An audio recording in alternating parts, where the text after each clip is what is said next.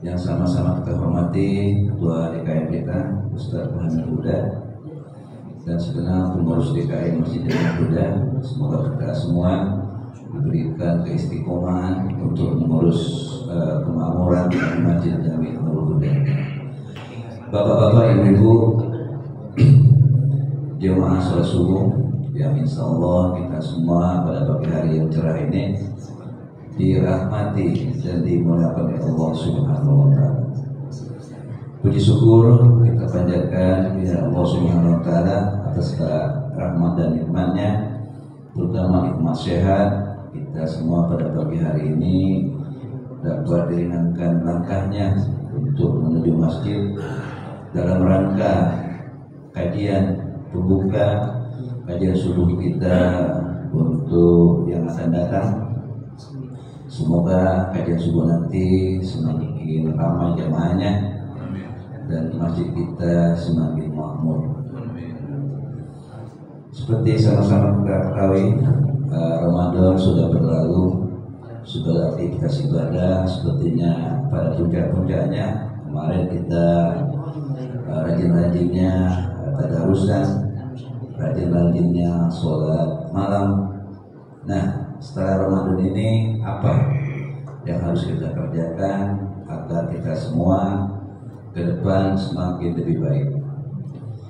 Untuk itu nanti sama-sama kita dengarkan tausiah yang akan disampaikan oleh Ustaz Muhammad Amin bin STHI SH. Sebagai pembuka kajian kita pada pagi hari ini, marilah sama-sama kita buka dengan membacakan Quran Al-Fatihah. Al-Hadiyah wa la qulnatin sholihah wa la hadratin Nabi Mustafa Muhammad sallallahu alaihi wasallam bisirul Fatihah.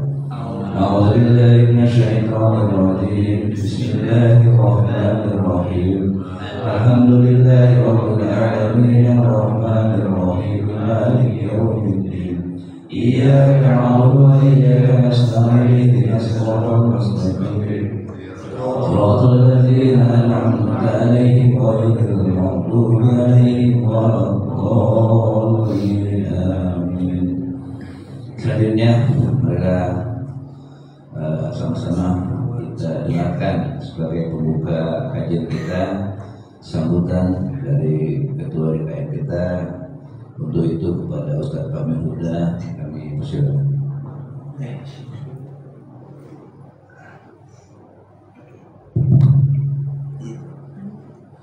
Assalamualaikum warahmatullahi wabarakatuh. Bismillahirrahmanirrahim. Alhamdulillahi wa shalla rabbuna ala nabiyil mustafa habibuna wa alihi wa sahbihi wa man tala kitab rabbina ala ma anzala.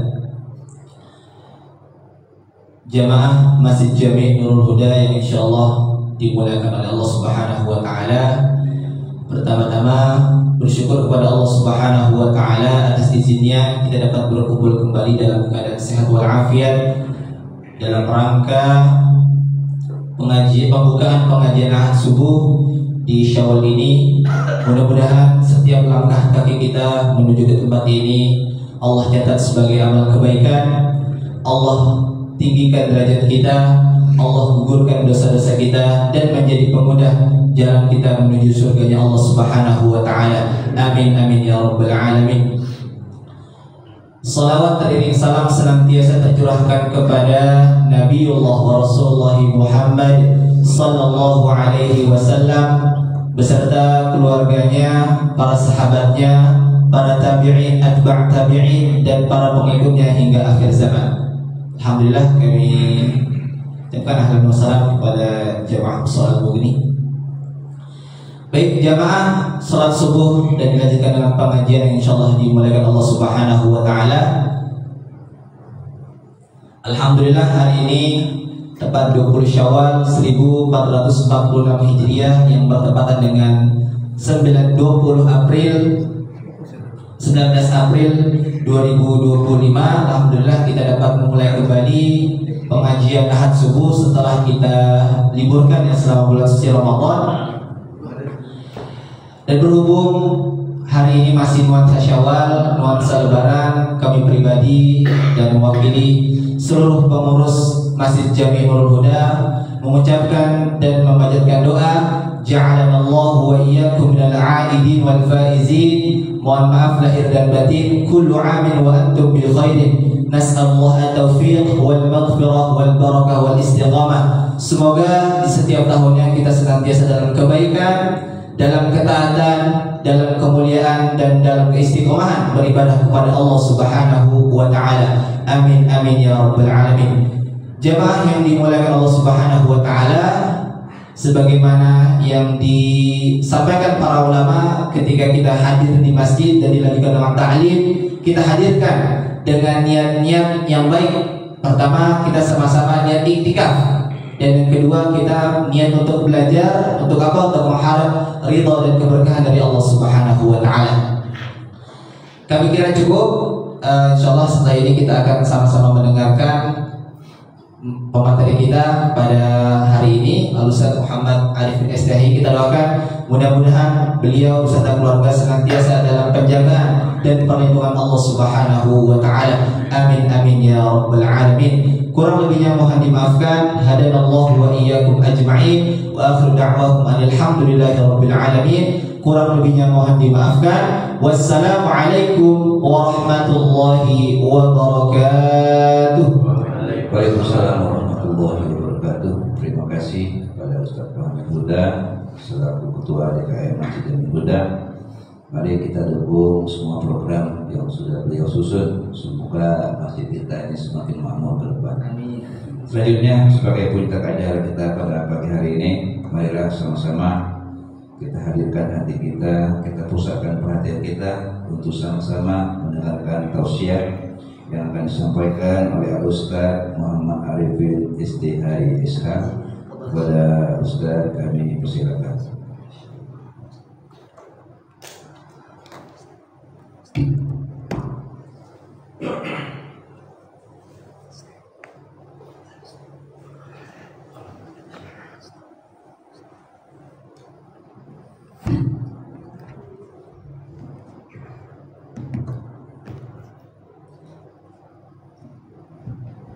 Assalamualaikum warahmatullahi wabarakatuh. Waalaikumsalam warahmatullahi wabarakatuh. Bismillahirrahmanirrahim. Alhamdulillahilladzi mujaddidil a'wami 'am ba'da 'am. Asyhadu an la ilaha illallah wahdahu la syarika lah wa asyhadu anna sayyidana wa nabiyyana Muhammadan 'abduhu wa rasuluhu la nabiyya ba'dah. Allahumma salli wa sallim wa barik ala sayyidina wa habibina wa syafi'ina wa maulana Muhammadin wa ala alihi wa ashabihi ajma'in. Amma ba'du, fa yaqulu Allah ta'ala fi kitabihil aziz. A'udzu billahi minasy syaithanir rajim. Bismillahirrahmanirrahim. Wa idz ta'adzana rabbukum la in syakartum la azidannakum wa la in kafartum inna 'adzabi lasyadid. Shadaqallahul 'azim. Yang saya muliakan para orang tua, para sepuh daripada Masjid Jami Nurul Huda, yang mudah-mudahan senantiasa berada dalam penjagaan Allah Subhanahu wa taala. Yang saya hormati dan saya cintai Ustaz Fahmi Huda selaku DKM Masjid Jami Nurul Huda. Mudah-mudahan Allah berikan keistiqomahan kepada beliau beserta para jajarannya untuk melayani tamu-tamunya Rasulullah sallallahu alaihi wasallam. Karena jujur saja jadi DKM itu tidak mudah, Pak, ya. Jadi DKM masjid itu tidak mudah dia. Jangankan dia salah, benernya saja kadang masih disalahin tuh sama orang tuh jadi DKM masjid. Makanya perjuangannya tuh luar biasa. Tuh kadang DKM masjid kalau sudah menjelang Ramadan tuh muter otak untuk ngatur acara buka bersama, ngatur yang kultumnya, yang jadi imam tarawihnya tuh. Tuh luar biasa itu. Jadi butuh perjuangan, kita tinggal hadir, tinggal terima matangnya saja tuh. Nah, mudah-mudahan DKM Masjid Jami Nurul Huda diberikan keistiqomahan, kekuatan lahir batin untuk menjalani, untuk melayani tamu-tamunya Rasulullah SAW. Kita ini adalah alumni-alumni Ramadan yang telah melewati Ramadan, yang telah mentarbiyah diri kita selama Ramadan. maka setidaknya ada beberapa kelompok manusia-manusia yang mempunyai sikap ketika dia masuk pada bulan suci Ramadan atau di luar bulan suci Ramadan. Yang pertama ada orang-orang yang celaka. Siapa mereka orang-orang yang celaka? Yang baik dia di dalam Ramadan maupun di luar Ramadan, dia tidak bertambah amal ibadahnya dan juga tidak berkurang maksiatnya. Artinya Ramadan maupun di luar Ramadan dia biasa-biasa saja. Ini orang-orang yang celaka. Maka Imam Al-Ghazali itu dalam kitab Ayyuhal Walad mengatakan, wa man jawazal arba'ina wa lam yaghlib khairuhu syarruhu falyatajahhaz ilan nar. Siapa orang-orang yang sudah mencapai usia 40 tahun tapi dia tidak bertambah kebaikannya dan tidak pula berkurang kemaksiatannya, atau kebaikannya ini tidak mampu mengungguli maksiat yang telah dia lakukan, maka kata Imam Al-Ghazali, siapkan saja badannya untuk masuk dalam api neraka. Itulah orang-orang yang celaka dia, baik di Ramadan maupun di luar Ramadan, itu biasa saja. Itu orang berarti hatinya sudah mati. Min alamati mautul qalbi adamul husni ala ma fataka minal muwafaqah wa tarkun nadabi ala ma fa'alta min wujudiz zallat. Kata Imam Ibnu Athaillah, ciri orang yang dia punya hati mati, dia enggak sedih kalau dia meninggalkan ketaatan kepada Allah, dan dia tidak nyesal kalau ada kesalahan-kesalahan yang dia perbuat. Makanya betul tuh kata Imam An-Nawawi dalam kitab Riyadhus Shalihin, syarat taubat yang pertama itu minimal dia nyesal dulu kalau dia bermaksiat kepada Allah. Karena penyesalan itulah kunci dia untuk memperbaiki diri.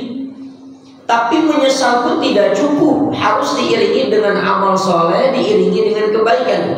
Al-huznu ala faqdani ta'ah ma'adami nuhudi ilaiha min alamatil iqtiram. Di antara ciri orang yang ketipu sama air matanya, dia tuh nyesal, dia tuh sedih. Ya, ketika tidak bisa berbuat baik, dia tidak bisa beramal soleh, tetapi tidak dia iringi dengan kebaikan-kebaikan. Jadi orang kalau ditanya ente pengen masuk surga atau neraka, itu semua jawabannya sama, jawabannya pengen masuk surga. Tapi apakah dia mau berbuat untuk surga atau tidak, ini kan kembali pada dirinya. Jadi orang yang hanya menyesal tetapi dia tidak diiringi dengan beramal soleh, kata Imam Ibnu Athaillah, dia tertipu sama air matanya. Itu orang yang tertipu. Maka tadi ini kelompok yang pasti celaka, orang yang hatinya mati. Ada yang kedua, ada manusia yang merugi. Siapa mereka yang merugi? Dia kalau Ramadan dia beribadah kepada Allah, selesai Ramadan selesai juga ibadahnya, ini orang merugi, Pak.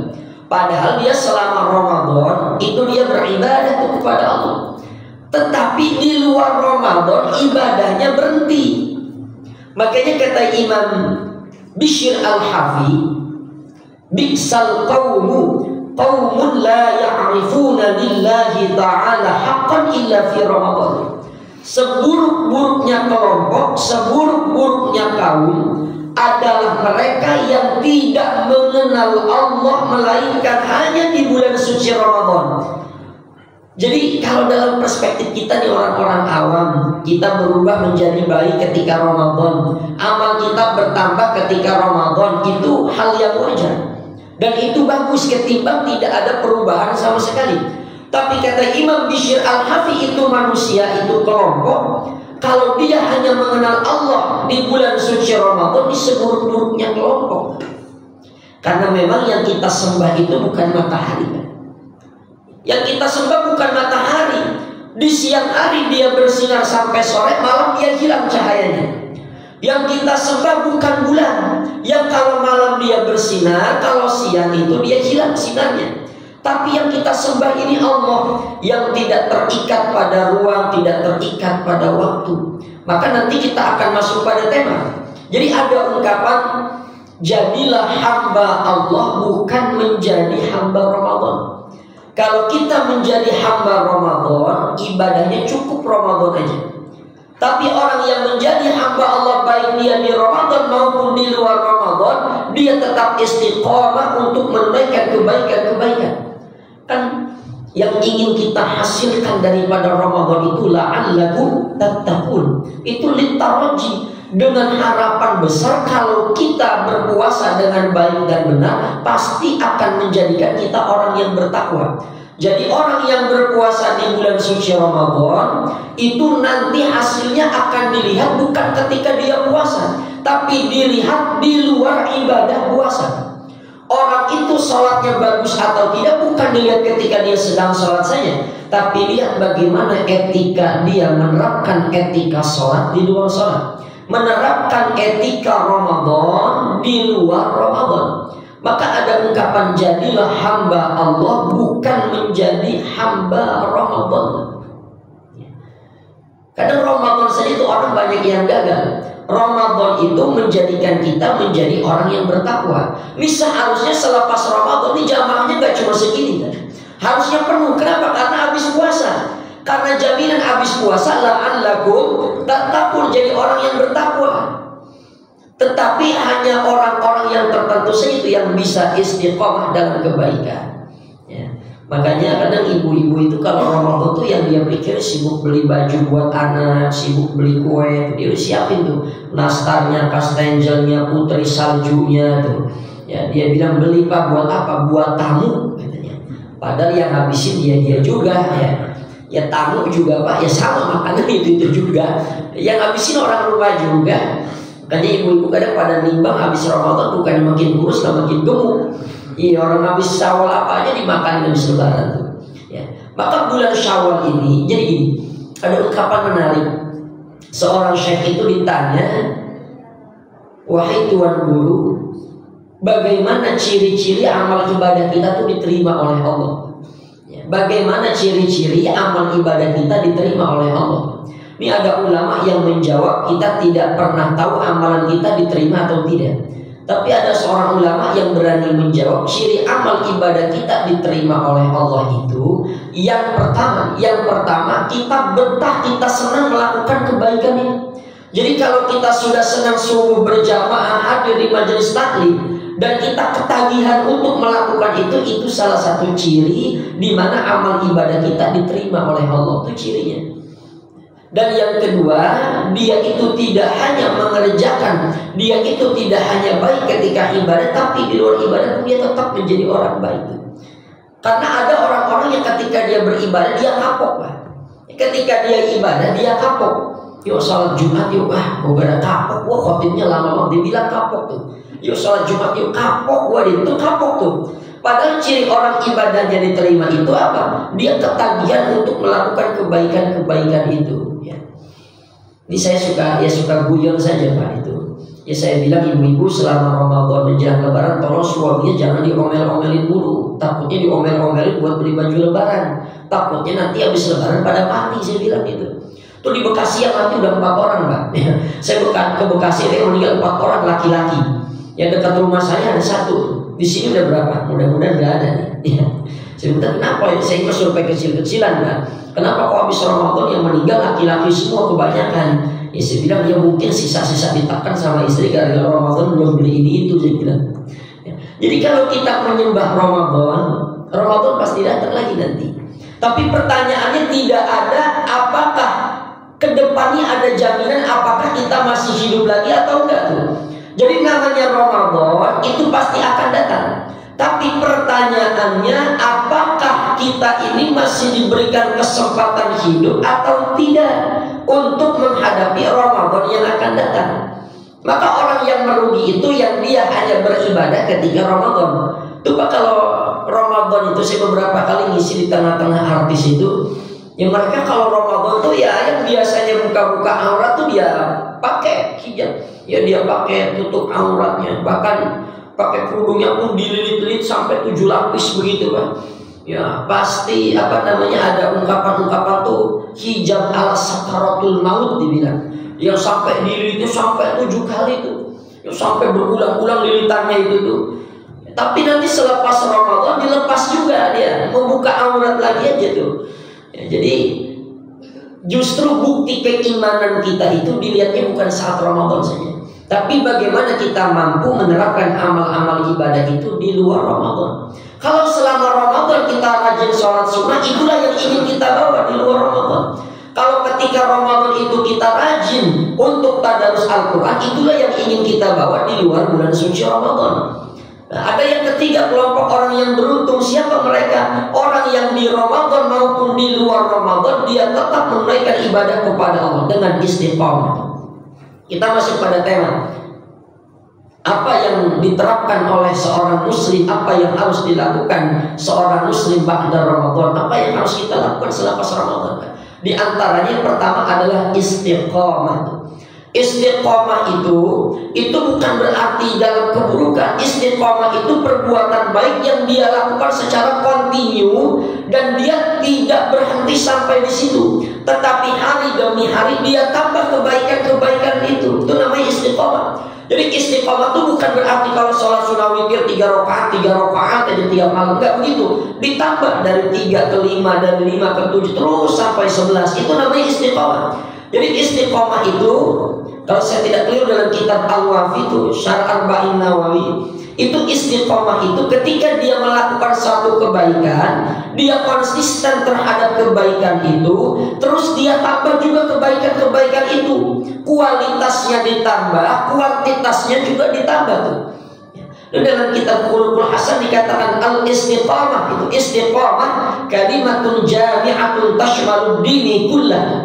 Istiqamah itu adalah kata yang mencakup seluruh aspek agama. Maka dengan istiqamah itulah dapat mengantarkan kita pada kesempurnaan.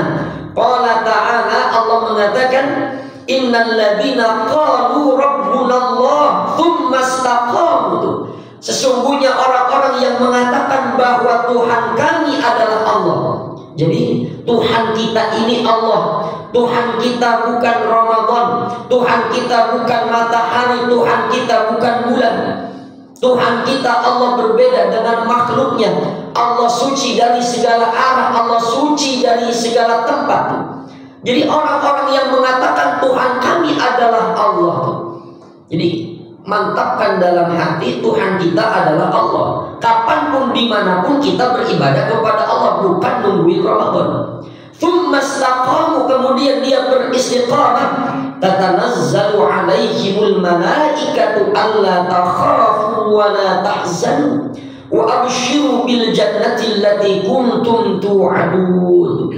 Untuk orang-orang yang istiqamah, di dalam kitab tafsir dikatakan ketika nanti akan dicabut rohnya, tatanazzalu alaihimul malaikah, maka turun untuk para malaikat-malaikat untuk mendampingi dirinya. Apa yang dikatakan oleh malaikat itu?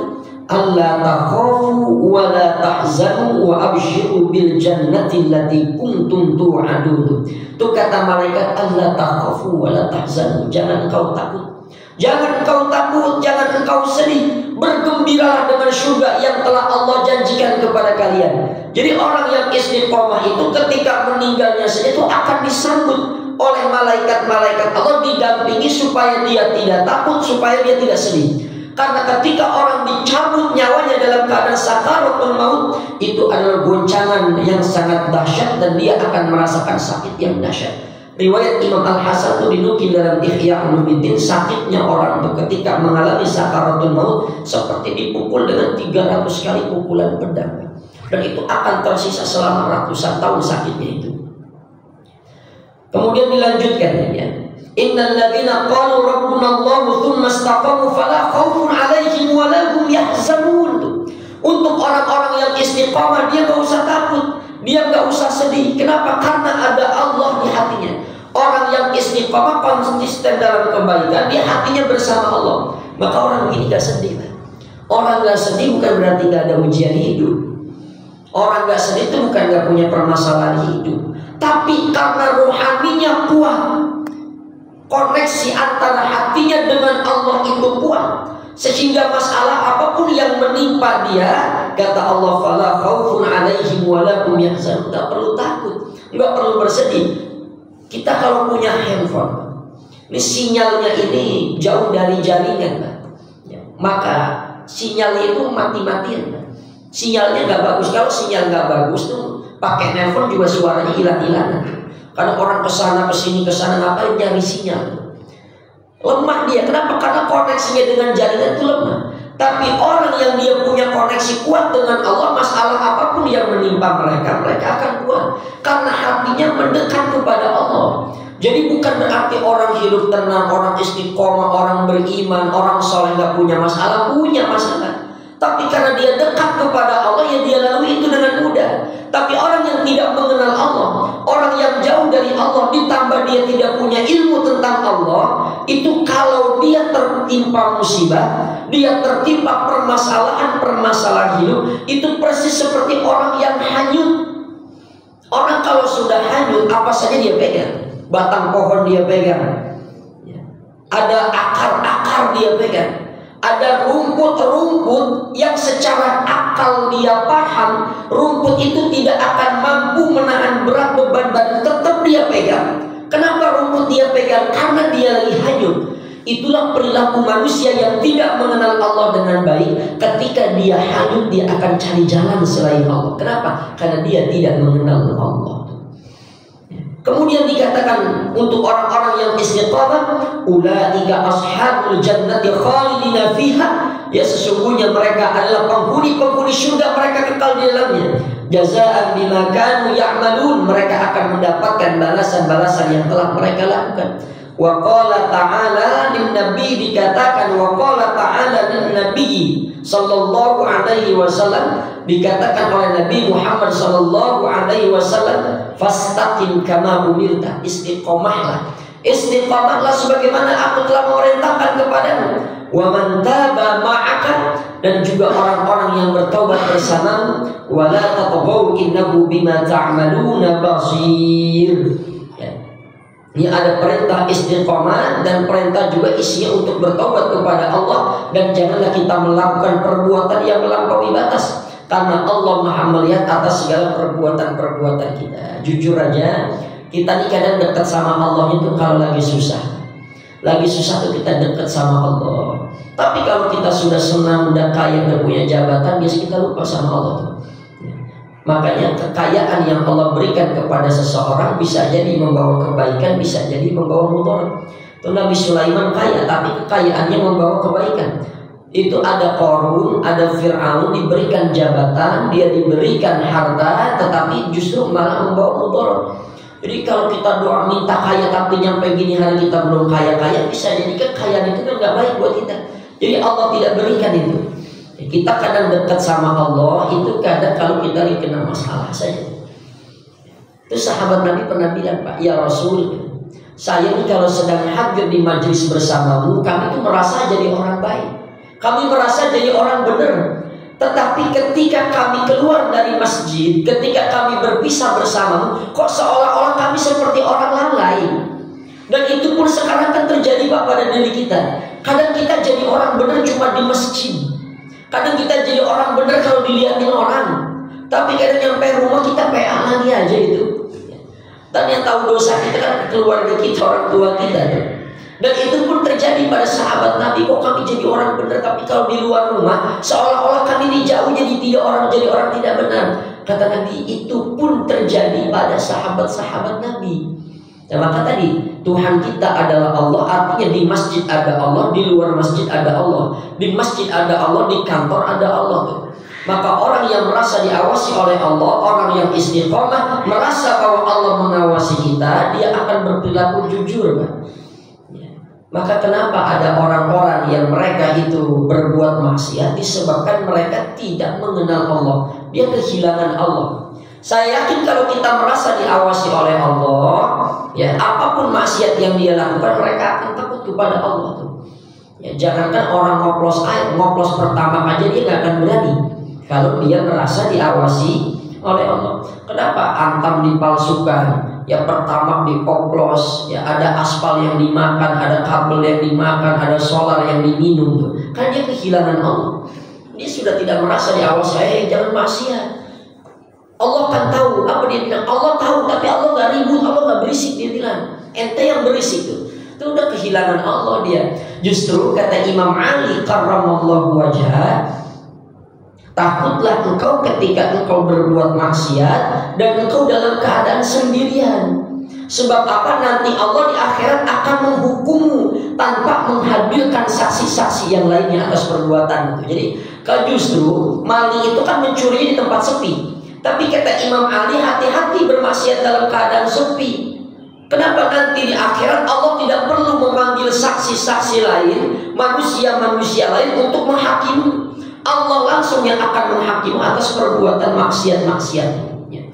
Kemudian diriwayatkan dari Imam Sufyan bin Abdullah radhiyallahu anhu, qala qultu, dia berkata, ya Rasulullah, wahai Rasulullah, qulli fil Islam qaulan la as'alu anhu ahadan ghairaka.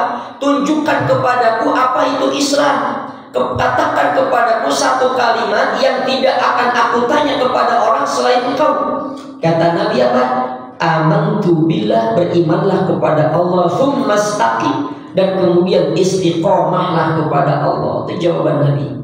Kemudian dikatakan dalam kitab itu, wal matlubu minal abdil muslim wa khasatan du'ata ilallah, yang dituntut dari seorang hamba muslim, khususnya para da'i, adalah orang-orang yang istiqamah di jalan Allah. Wahiyas sadad, yaitu orang yang berlaku lurus. Fa illam yaqdir fal muqarabah, kalau dia tidak mampu istiqamah, fal muqarabah, minimal dia mendekati daripada perilaku istiqamah.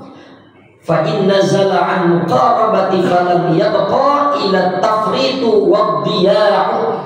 Jika tidak mampu jika dia tidak mampu mendekati pada istiqamah, jadi perintah Nabi istiqamah. Kalau tidak mampu, fal muqarabah, mendekati perilaku istiqamah meskipun ada bolong-bolongnya. Tapi kalau tidak mampu keduanya, maka falam yabqa ila tafritu wadiya'u, maka yang tersisa itu adalah kerugian atau kebinasaan atau kehilangan. Tapi Nabi ini tahu umat ini sulit untuk istiqamah, tapi minimal mendekatinya. Dikatakan wahiyya ayyuqarribal insanu minal istiqamati bihasabi taqatih, ya, agar manusia mendekati istiqamah itu sesuai dengan kemampuannya, dengan semaksimal mungkin. Kalladzi yarmi ilal hadaf, seperti orang yang melempar ke arah sasaran.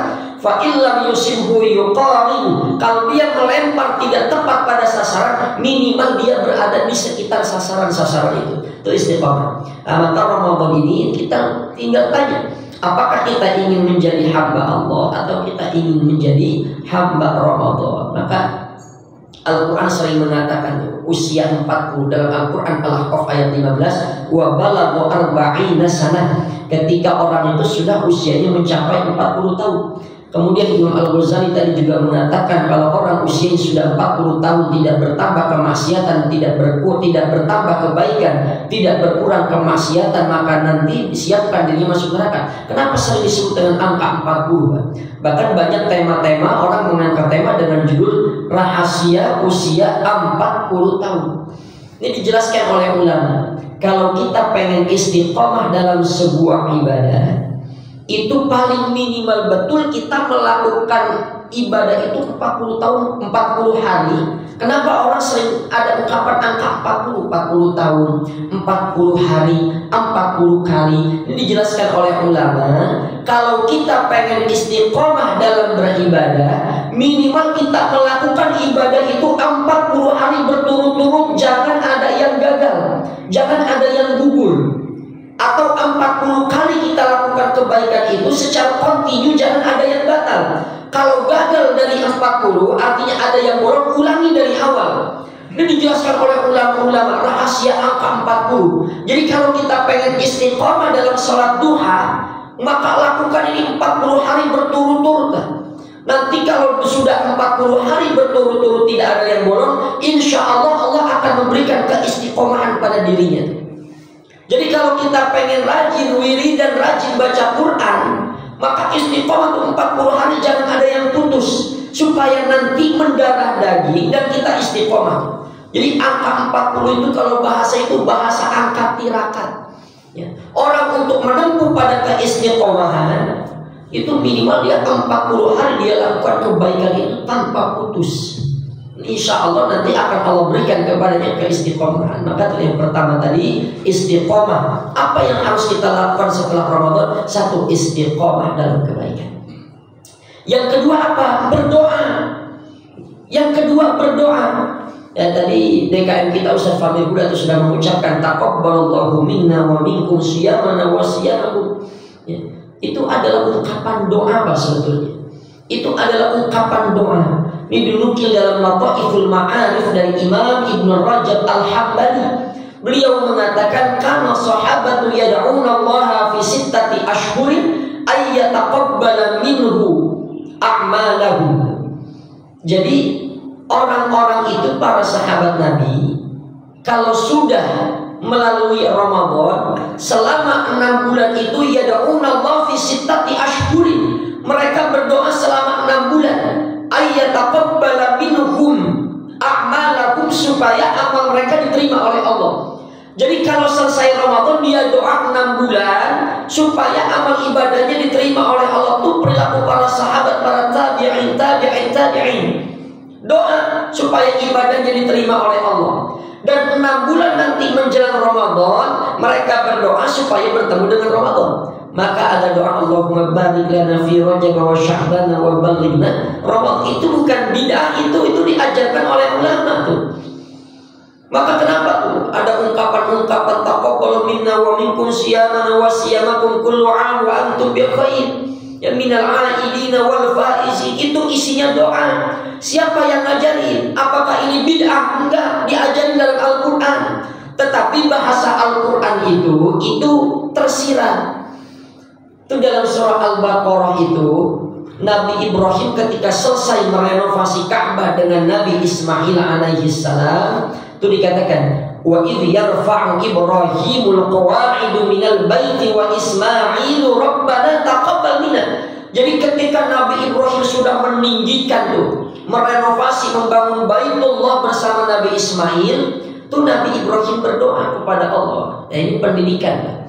Jadi kalau kita kerja itu sekali-kali anak-anak kita juga biar ngerasain dia capek bagaimana bekerja, supaya dia tidak jadi anak yang manja. Maka dalam dunia pendidikan itu banyak dibahas bahwa generasi anak-anak sekarang generasi alfa, generasi beta, generasi stroberi. Kenapa disebut dengan generasi stroberi? Stroberi itu cepat matang, Pak. Cepat matang, enak, manis, tapi cepat lecet, cepat bonyok.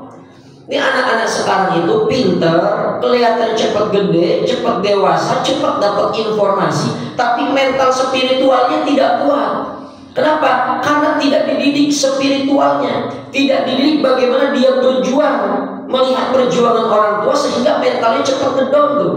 Maka Nabi Ibrahim tuh ngajarin, ya supaya anak-anak kita juga biar ngerasain capek kayak kita. Minimal dia tahu artinya kesuksesan itu tidak mudah. Ini lanjut atau ini Ustaz? Lanjut aja.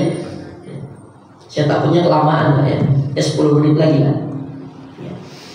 Nah kemudian Nabi Ibrahim setelah selesai membangun, Nabi Ibrahim berdoa, Rabbana taqabbal minna, ya Allah terimalah apa-apa yang telah kami persembahkan untukmu. Innaka antas sami'ul alim, karena sesungguhnya engkau maha mendengar, engkau maha mengetahui itu. Sekelas Nabi Ibrahim saja itu masih berdoa kepada Allah dengan doa Rabbana taqabbal minna innaka antas sami'ul alim. Nabi Ibrahim dan Nabi Ismail setelah beribadah kepada Allah, beliau meminta supaya amal ibadahnya diterima oleh Allah. Dalam surah Al-Baqarah ayat 127. Minta supaya ibadah kita diterima. Kalau Nabi Ibrahim saja yang kualitas ibadahnya tidak diragukan, Nabi Ismail yang kualitas ibadahnya tidak diragukan masih meminta kepada Allah, apalagi kita yang kita ini dalam beribadah aja ada aja salahnya. Barangkali kita lupa tadi rakaat pertama apa yang dibaca sama imam, rakaat yang kedua surat apa yang dibaca sama imam tuh. Kalau imam baca udah bagus betul Ustaz Fahmi Huda tuh. Jadi Nabi Ibrahim, Nabi Ismail saja masih berdoa itu kepada Allah. Selesai sampai di situ tidak. Berdoa kepada Allah yang pertama kita minta diterima oleh Allah. Yang kedua ada di Al-Baqarah 128 itu di bagian terakhir itu ya ada ungkapan wa tub alaina innaka antat tawwabur rahim. Kita minta tuh diampuni noda dan dosa kita oleh Allah. Sebab apa artinya kebaikan yang kita lakukan? Kalau ternyata kebaikan itu kalah dengan nilai-nilai keburukan, apa maknanya sembah sujud kita, ibadah kita kepada Allah, kalau ibadah yang kita lakukan tidak diterima oleh Allah? Maka banyak orang-orang saleh itu mengijazahkan kalau kita doa untuk tidak meninggalkan doa Rabbana taqabbal minna innaka antas samiul alim, yang berisi supaya kita minta diterima ibadah kita oleh Allah, wa tub alaina innaka antat tawwabur rahim, dan kita minta supaya diampuni noda dan dosa kita oleh Allah. Maka ungkapan Rabbana taqabbal minna salatana wa siyamana wa qiyam, ini kan doa Pak yang sering dibaca itu setelah selesai tarawih. Ya Allah, terimalah daripada sholat kami, puasa kami, qiyam kami, kekhusyuan kami, sembah sujud kami, wa ta'abbud wa tamim taqsir ya arhamar rahim, itu kita minta diterima oleh Allah ibadah-ibadah kita. Maka satu tadi doa isinya adalah pertama kita minta diterima ibadah kita oleh Allah, yang kedua minta diampuni segala noda dan dosa kita. Sebab tidak ada arti daripada ibadah kita kalau dia tidak diterima, dan tidak akan menjadi sebuah hukuman kalau kita minta ampun Allah mengampuni noda dan dosa kita. Maka minta surga itu sebetulnya nomor belakang. Kita kalau doa itu yang pertama itu kita minta diampuni dulu dosa-dosa kita. La ilaha illa anta subhanaka inni kuntu minadh dhalimin. Rabbana zalamna anfusana wa illam taghfir lana wa tarhamna lanakunanna minal khasirin. Itu kita minta dulu, karena yang menghalangi doa-doa kita itu dosa-dosa kita. Makanya doa kita sulit diijabah karena kebanyakan dosa. Maka doa itu minta ampun dulu kita kepada Allah. Yang kedua apa? Minta diterima doa-doa kita oleh Allah. Yang ketiga kita minta ridho sama Allah. Yang terakhir baru minta surga. Sebab orang yang diridhoi oleh Allah dia pasti masuk surga. Orang yang ibadah itu belum tentu diridhoi Allah. Pak, bayangkan yang ibadah saja itu belum tentu diridhoi oleh Allah. Itu dalam kitab Tanbihul Mughtarin itu serem dikatakan. Tanbihul Mughtarin, peringatan untuk orang-orang yang tergelincir, untuk orang-orang yang keliru. Dia mengira ibadah dia udah banyak padahal belum banyak. Atau ada orang ibadahnya sudah banyak, sudah cakep, tapi karena kesombongan membuat ibadah dia tidak diterima oleh Allah.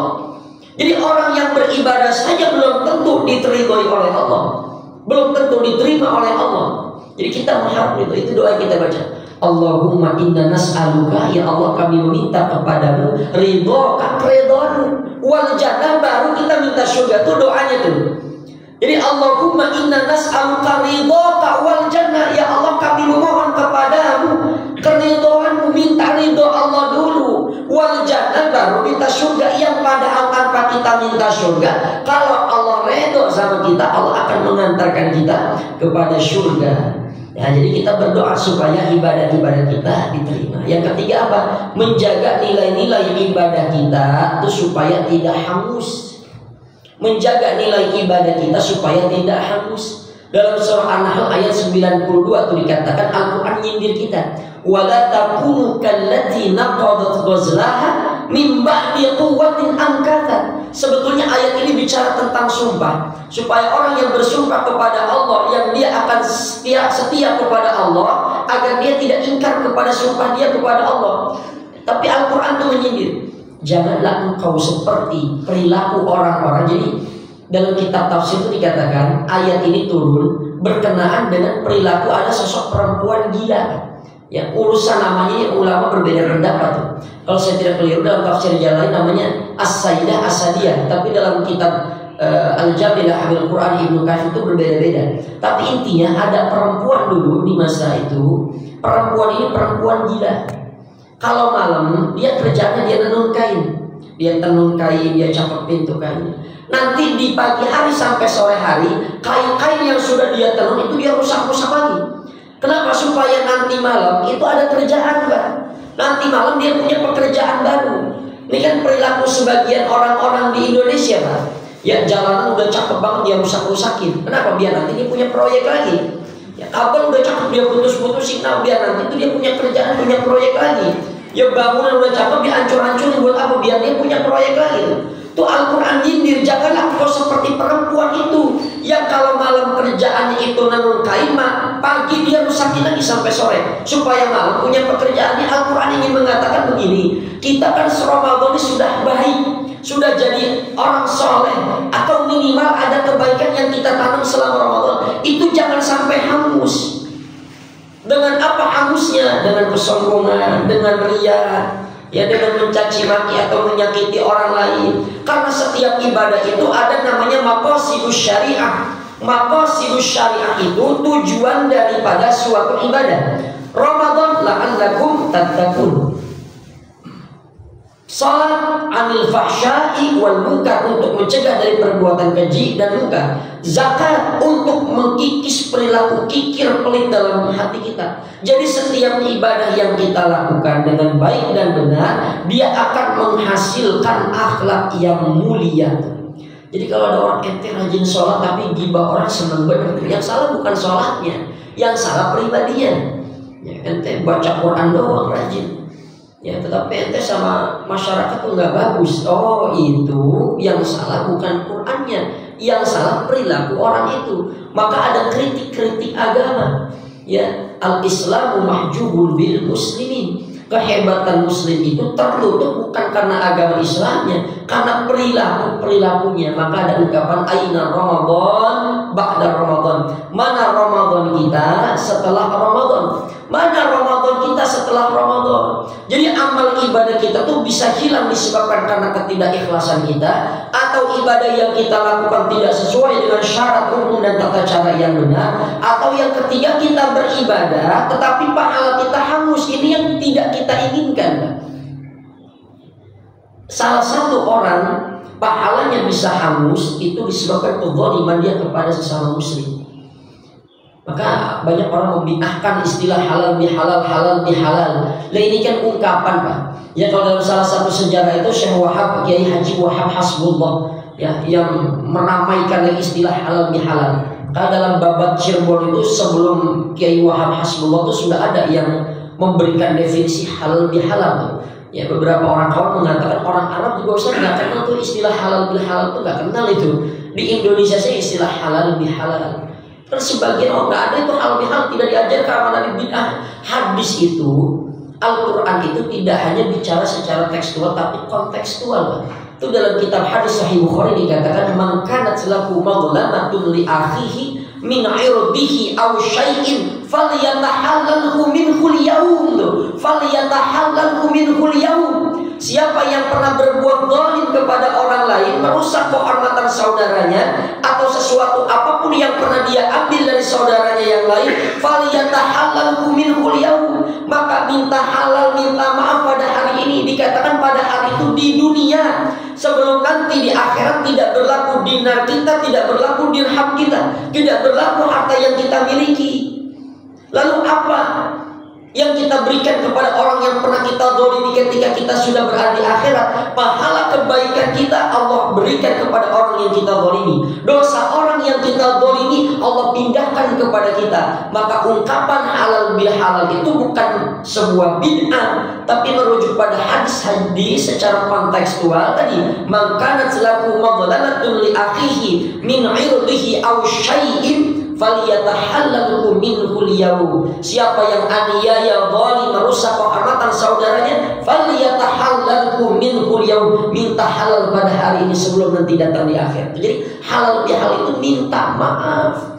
Kita saling maaf memaafkan. Maka konsep agama menjaga nilai-nilai pahala itu menjalin hubungan baik dengan Allah dan menjalin hubungan baik dengan sesama manusia. Maka banyak sekali kaitan antara kita dengan manusia. Kita sering bermuamalah dengan manusia, banyak salah, banyak khilaf, yaitu istilah halal bihalal. Maka kita saling maaf memaafkan. Ini kebetulan temanya adalah pembukaan pengajian. Setiap pengajian itu kata Imam An-Nawawi dikatakan tuh, idza kharajal mar'u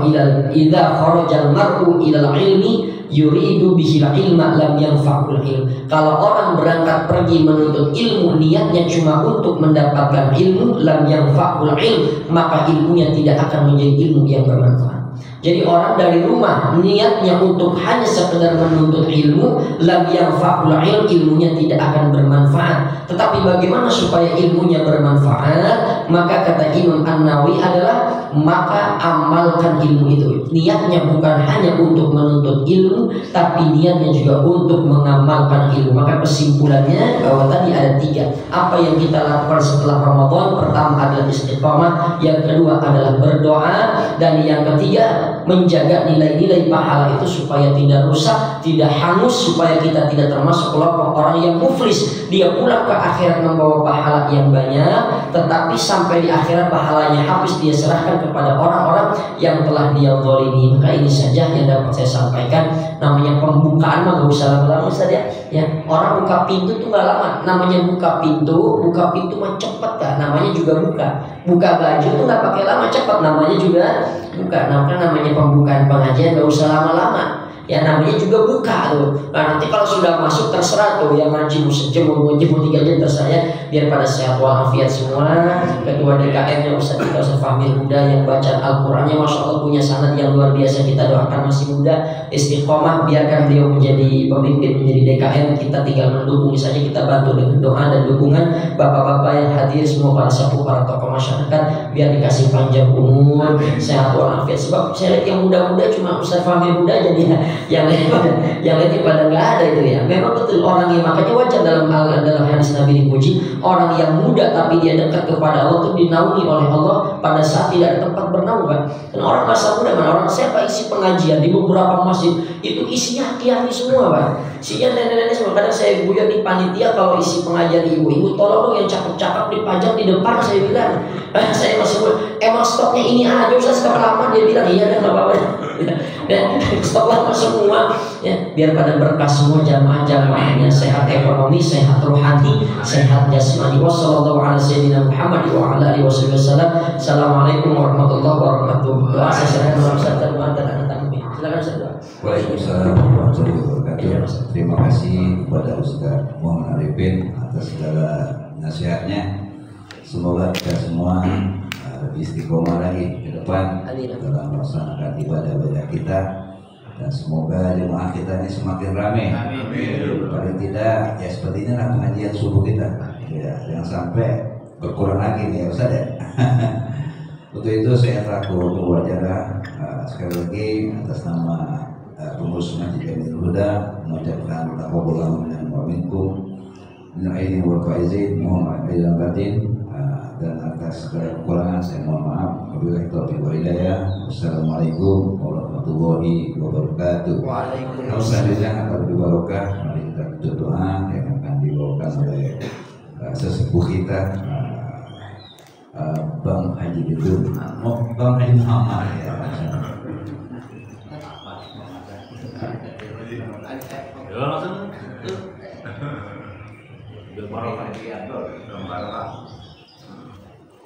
Ya, marilah kita mohon pada Allah Subhanahu wa taala, doa kita diterima oleh Allah. Amin. Astagfirullahaladzim, astagfirullahaladzim, astagfirullahaladzim. Ya Maulana ya Maulana, bismillahirrahmanirrahim. Amin. Hamdan syakirin, hamdan lakin. Amin. Ya Rabbana lakal hamdu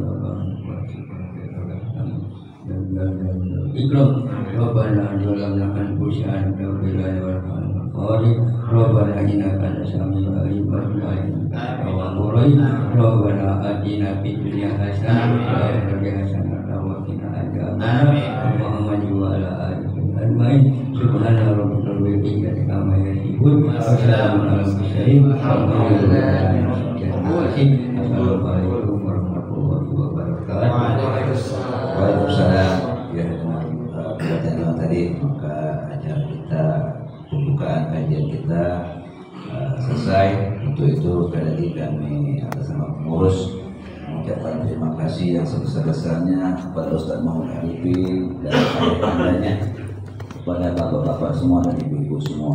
Namun kami informasikan jangan pulang karena panitia sudah melakukan konsumsinya. Dan sebelum itu mari kita sama-sama bersalam-salaman lagi agar dosa kita habis benar gitu ya. Mari kita mulai. Astagfirullah Rabbal baraya, astagfirullah. minal khotoya. Astagfirullah Rabbal baraya. Astagfirullah minal khotoya. Astagfirullah Rabbal baraya.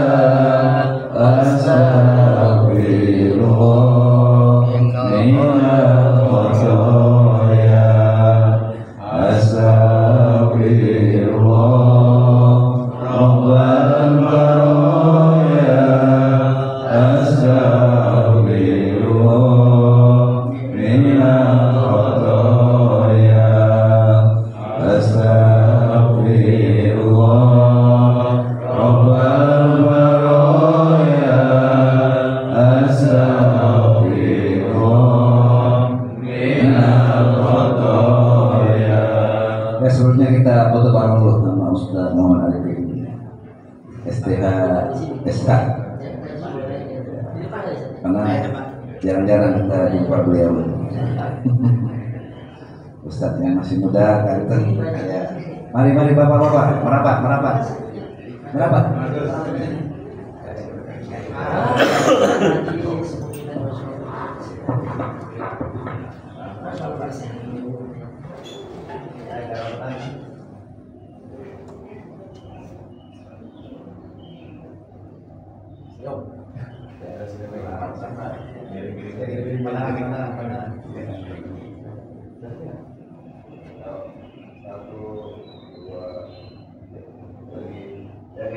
Bebas.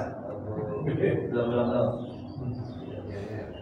Takbir. Allahu Akbar.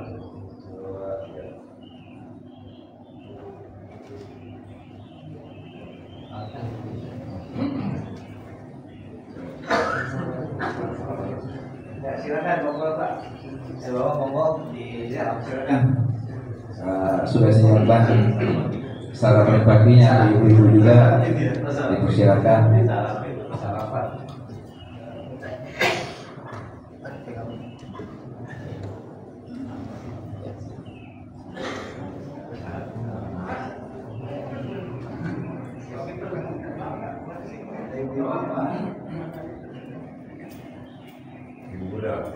Ibu udah ini dulu. Apa duluan? Makanya dari ibu.